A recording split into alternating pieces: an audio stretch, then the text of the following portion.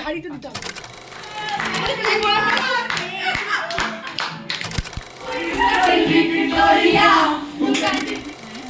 সত্যি উত্তর দিবি? হ্যাঁ। তুই মানসিকভাবে সুস্থ?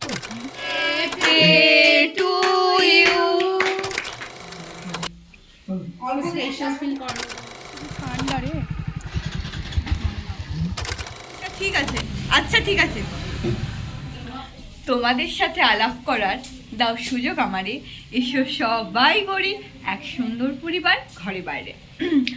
আমি আজকে আবার আমার খাওয়া দাওয়া আছে দিশার তরফ থেকে, কারণ দিশার বার্থডেতে মানে যেহেতু এক্সামের মিডিলে পড়েছিল, তাই মানে জন্মদিনে লুচি পায়েস ঘুগনি ঠিক ছিল, কিন্তু ট্রিট মানে এই লাঞ্চ বা ডিনারের ট্রিটটা ও খাওয়াবে বলেছিল। আর ওর বার্থডে এবছর কোনো রকম ভিডিও দিতে পারিনি, কারণ ওর বার্থডেটাতে এক্সাম পড়েছিল প্রথম কথা, আর দ্বিতীয় কথা হচ্ছে আমি যেহেতু বার্থডে সেলিব্রেট করতে পারবো না সন্ধ্যেতে মানে 20 নভেম্বর যেহেতু সন্ধ্যেতে সেলিব্রেট করতে পারবো না, সেহেতু আমি রাত 12টা মানে 19 ডিসেম্বর রাত 12:15 ঘর থেকে বেরিয়েছিলাম। তো সেই রাত্রে মানে আমি আমার ফোনের আলোটা জ্বালিয়ে যাচ্ছিলাম, তাই আমি আর ভিডিও করতে পারিনি, আর ওকে পুরো না জানিয়ে সারপ্রাইজ। তো মানে যাই হোক করা হয়নি সেই টাইমটাতে, আর আমার সেই টাইমে প্রচুর ভিডিও জমা হয়েছিল, ফোনে স্টোরেজ ছিল না, তো সেই হিসাবে আমার ভিডিও করা হয়নি। নেক্সট দিনও সেলিব্রেটটা হয়েছিল অবশ্যই। দাঁড়া, আমার বাবা এসছে। বাবা ভিডিও করছি। এই যে এইটা হচ্ছে আগেরবার আলুর ইয়ে দেখেছিলাম, এই যে এইটাতে আমাদের এইটার মাধ্যমে আমাদের আলুর জমিতে চাষবাস চলে। তো আমি এখন ও দিশাদারই বাড়ি যাচ্ছি। বাবার সামনে বললে বাবা বলতে সবসময়ই ভিডিও নাকি, তাই তো পরের দিন হয়েছিল সেলিব্রেটটা, তো সেই দিনকারও সেরকম কোনো ফুটেজ নেই। ওই যে বললাম এক্সাম চলছিল, তো সব মিলিয়ে মিশিয়ে তো আমি এখন ওদের বাড়ি যাচ্ছি, নেক্সট ভিডিও কন্টিনিউ করছি।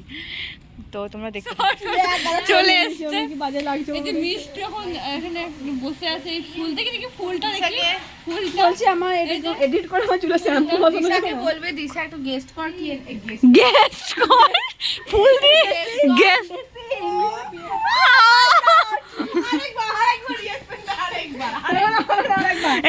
এই যে একবার শুট হচ্ছে, প্রচন্ড অবাক হয়ে গেছি, আর একবার শুট হচ্ছে, মানে খুবই অবাক।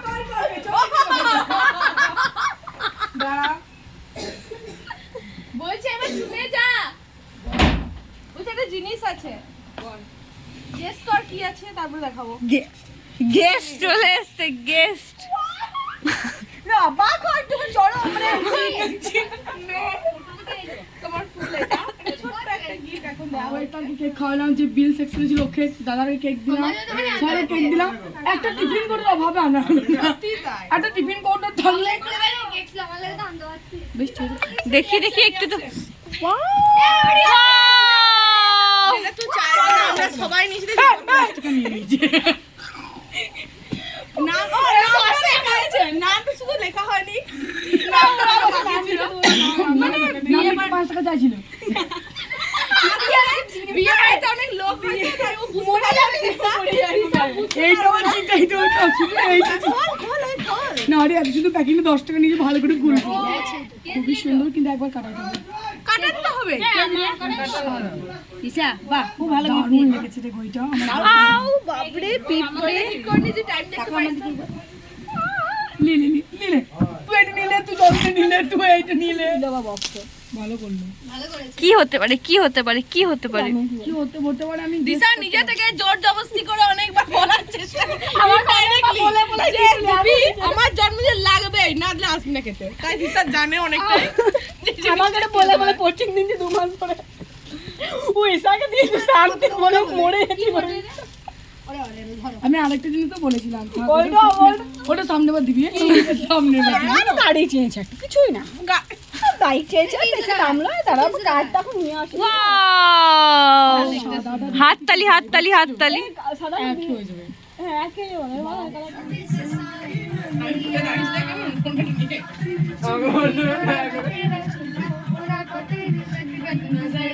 দিশাদের বাড়ি যাওয়ার পর থেকে আমরা তো ভীষণ আড্ডা হাসি মেতে গেছিলাম। রানী, রিকদাদা, ঈশা, পপি দিদি, মিষ্টু, দিশা, বিষ্ণু সবাই মিলে আমরা ভীষণ মজা করছিলাম। তখন ওদিকে রিকদাদা রান্না করছিল আর এখানে রিকদাদা আমাদেরকে সার্ভও করে দিচ্ছিল। তখন ছিল কলির শুধু সন্ধে, মানে তারপর যে আমরা কি করেছি ভিডিওটাতে কতটা দেখাতে পারবো জানি না, তবে আমি বলে বোঝাতে পারবো না আমাদের কতটা প্ল্যান একের পর এক হয়ে গেছে। ঈশা বল, টেস্ট কেমন হয়েছে, রিভিউ একটা নে। আমার জন্মদিনে আমাকে দিয়ে না পাতা দিয়ে করাইছে।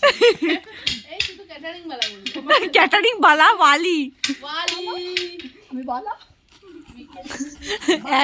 বার্থডের গান আতুর পেরিয়েছে 1 মাসের অ্যাকর্ডিং টু হাবল দাদা।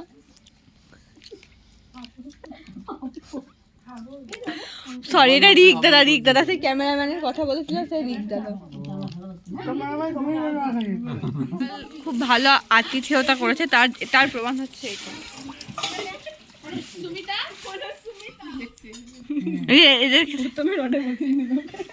1 2 3 4 5 6 আমাকে দেখা যাচ্ছে। দিদি আমাদের দলে কেন রয়েছে?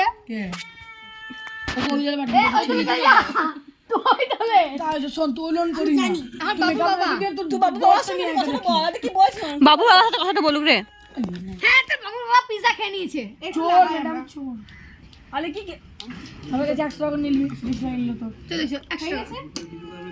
এরকম সবাই মিলে আড্ডা দিতে দিতে সবাই বলছিল কি বিকালে বাড়ি চলে যাবে, তার জন্য কেক কাটার ব্যবস্থা করা হোক। আর এখানে দিশার কিছু সুন্দর সুন্দর মুখের আকৃতি যেগুলো করেছিল আমি ভিডিওতে দিয়ে দেওয়ার চেষ্টা করলাম। কেকটা খুব সুন্দর ছিল, আমাদের এক বান্ধবী অঙ্কিতা পাঠিয়েছিল। এখানে দিশার আবার একটা সুন্দর মুখ। তো হ্যালো মহারানী ভিক্টোরিয়া, তোমার এই সুন্দর সুন্দর মুখের আকৃতিগুলো তোমার কেমন লাগলো অবশ্যই তুমি কমেন্টে জানিও। হ্যাঁ, হ্যাপি বার্থডে টু ইউ। এত জোরে হ্যাপি বার্থডে বলার আর সবার হাসার কারণ হচ্ছে ওর বার্থডে ছিল 20 নভেম্বর আর এটা ছিল 24 ডিসেম্বর, এই জন্য একটু বেশি সবাই হাসাহাসি করছিলাম।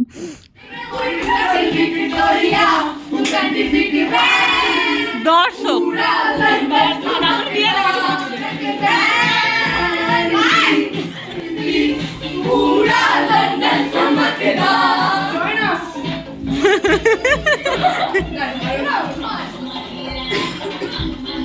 চলে গেছিলাম, আমি আবার চলে এসেছি। ঈশা, পপি দিদি, রিকদাদা, রানী সবার বিকেলে চলে যাওয়ার কথা ছিল, কিন্তু আমরা এত আড্ডা দিচ্ছিলাম যে আর আমাদের এত ভালো লেগে গিয়েছিল একে অপরকে যে আমরা সন্ধ্যেতে থাকলাম, মানে রাত্রে রানীর বার্থডে সেলিব্রেট করবার জন্য।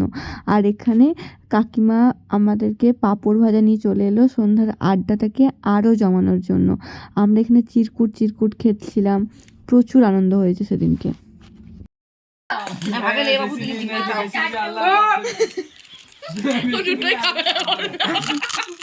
আমার মুখে কাছ থেকে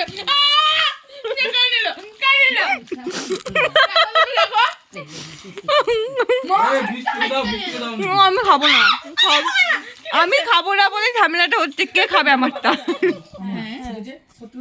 হ্যাঁ, তো মানসিকভাবে সুস্থ, মাঝে মাঝে সুস্থ, মাঝে মাঝে অসুস্থ। তারপরে প্রশ্ন, পরের প্রশ্ন হচ্ছে তো আদৌ কি বিয়ে করবি? আমরা বিয়ে এখন করবো, জানি বিয়ে করবো 26-এ 27 না 28? এতক্ষণ 26 আমি জন্মের পর থেকে 26। আমার মন চাইছে যে আমি যেন কিছু আমি বুঝতেই পারি না। আমি দেখিনি, বল দেখি। এমন করছে আমার মধ্যে দিশাই আউট। ওই বার কেন? আরে করছে তোদের কি আলাদা করছে? চোখেই সন্দেহ করি। সন্দেহ হয়েছে। ওই যে করছে। ওই যে তোদের তাহলে কি আলাদা? আমি জানি ছুটছে না, আলোচনা করবি। হ্যাঁ, ছোট তিন নম্বর টপিক আর বলা হবে না। 3 নম্বর টপিকে তো সবাই ধরে সন্ধ্যেতে অনেক রাউন্ড চিরকুট খেলে আমরা আবার এখানে খাওয়া দাওয়ার পর রাত্রে চিরকুট খেলতে বসছিলাম, কারণ আমাদেরকে রাত 12টা অবধি জাগতে হতো রানীর বার্থডে সেলিব্রেট করার জন্য। তো আমরা এখানে ভীষণ মজা করছিলাম।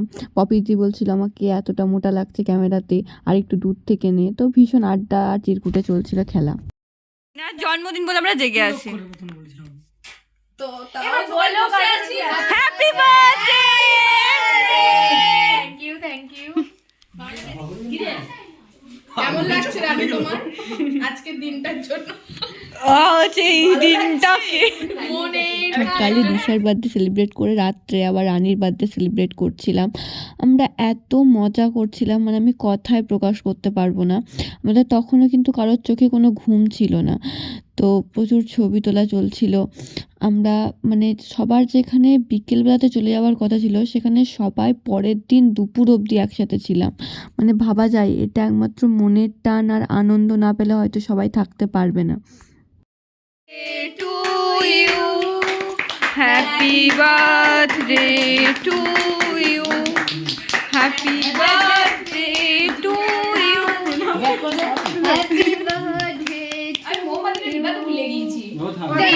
এখানে ভিডিও কলে মাসিমণি ছিল, মানে যে দিদিটার বিয়েতে গেছিলাম না, দিশার মাসির মেয়ে, তো সেই মাসি ছিল এখানে।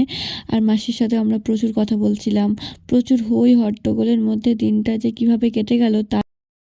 সকাল পেরিয়ে আজকে সকাল, গুড মর্নিং।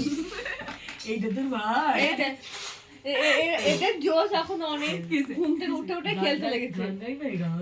আপনি জানেন না যে ব্যাক সাইডে ক্যামেরা কাকিমা আমাদেরকে এখানে আমাদের চা দেওয়ার জন্য সবাইকে বলছে, কিন্তু কেউ চা খেতে ইচ্ছে করছে।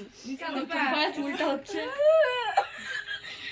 তো সকালে ঘুম থেকে উঠেই আমাদের মুখ ধোয়া নেই, আমরা আবার চিরকুট খেলতে বসে গিয়েছিলাম। মানে আমাদের চিরকুট খেলাতে এত নেশা লেগেছিলো আর ভীষণ গল্প করছিলাম যে মুখ ধুতে হবে, কাকিমা চা দেবে, তারপর কাকিমা কাজ শুরু করবে। সব দিকে কিন্তু আমাদের কোনো ভাবনা ছিল না। সকালে চা খাওয়ার পর আমরা আবার একই ঘরে, দিশার খুব আফসোস দিশাদের এই ঘরটা দেখায় না, ঠিক আছে? এটা খুব সুন্দর ঘর, এই যে এখানে বসে আছে।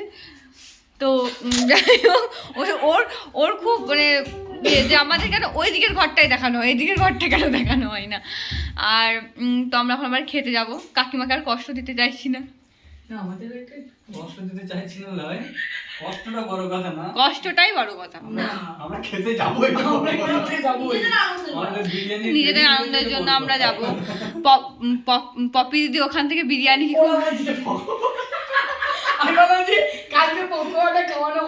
আমি তো পকোড়ার ব্যাপারটা না ঠিকঠাক জানি না, তাই আমি এটা বিষয়ে কিছু বলতে চাই।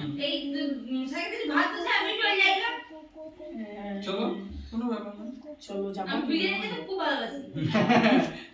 কাকিমা একদমই ভালোবাসে না বিরিয়ানি খেতে, কাকিমার একটু ভাত হলে খুব ভালো। আলু দিয়ে ভাত খাবে তাও বলে, কিন্তু আমার বিরিয়ানি আমাদের ঘরে খুব পছন্দ করে না। আমার লাচ্ছা তো চলো আমরা বাকিটা রাস্তায় দেখা হচ্ছে, কে কে যাচ্ছে। এই যে আমরা আবার চলে যাচ্ছি বিরিয়ানি পার্টির উদ্দেশ্যে। আমাদের আর মানে আনন্দ আর থামছে না, একের পর এক প্ল্যান হয়ে যাচ্ছে, কিন্তু এবারে স্টপ। ওই যে সামনে দূরে রিক্সাটা, দূরে দূরে। মানে রাতে বার্থডে সেলিব্রেট করা, তারপরে খেতে যাওয়া, এগুলো তো মানে একটা বাহানা বললেই চলে। আমরা আসলে চেয়েছিলাম সবাই মিলে একসাথে থাকতে। পপি দিদির একটা ইম্পর্টেন্ট ইভেন্ট ছিল তাই থাকতে পারিনি, কিন্তু বাকি আমরা সবাই মিলে ভীষণ হই হই করতে করতে, আমার পেখম রানী, দিশার পক্ষীরাজ আর রিকদাদার বাইকটার কী নাম আমি জানি না, সবাই ভীষণ আনন্দ করতে করতে আমরা হাজি বিরিয়ানিতে চলে গেলাম সাঁইথিয়ার। তো আমরা হাজি বিরিয়ানি পৌঁছে গেছিলাম, আর আমাদের এতগুলো মানুষজন ছিলাম, তো ওখানে ভিতরে অতটা জায়গা তখনও ছিল না, তাই বাইরে আমরা সবাই মিলে ওয়েট করছিলাম। ঠিক আছে, এই যে দিশা ঠিক আছে, আচ্ছা ঠিক আছে।